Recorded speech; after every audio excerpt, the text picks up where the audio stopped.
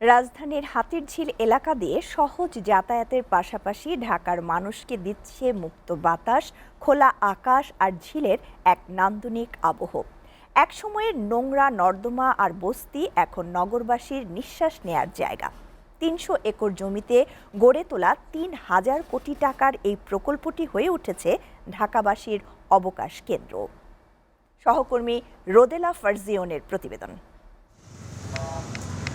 চতুর্মুখী হাতিরঝিলের গোলাকার নান্দনিক সড়ক, ছোট ছোট ব্রিজ, ঝিলের ঢেউ আর সবুজের সমারোহ বাড়তি মাত্রা দিয়েছে এর যোগাযোগ ব্যবস্থাকে।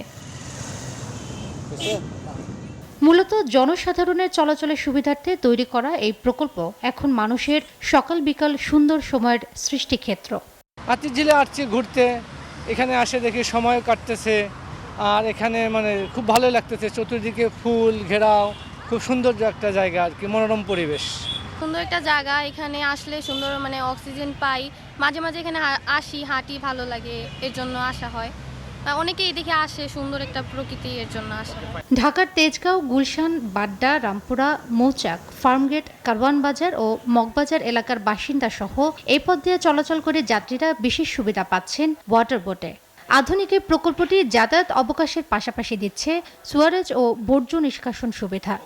সবকিছু মিলিয়ে বন্ধু স্বজন কিংবা পরিবারের সাথে কিছুটা সময় কাটাতে এখানে আসেন সব বয়সী মানুষ।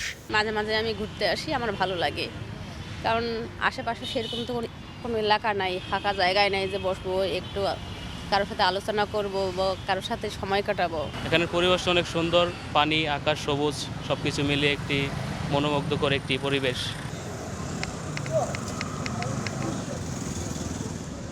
দালান কোঠায় ঘেরা কর্মব্যস্ত ঢাকার প্রাণ প্রকৃতির উৎস হয়ে উঠেছে হাতিরঝিল। শুধুমাত্র সবুজে ঘেরা নান্দনিকতায় নয়, রাজধানীর ঢাকার যাতায়াত ব্যবস্থাতেও ইতিবাচক প্রভাব রাখছে এটি। প্রচলিত আছে সুলতানি আমলে এই ঝিলে নবাবদের হাতির পালকে গোসল করানো হতো। সেই থেকে ঝিলটির নাম হাতিরঝিল। রোদেলা ফারজিওন, এসএ টিভি, ঢাকা।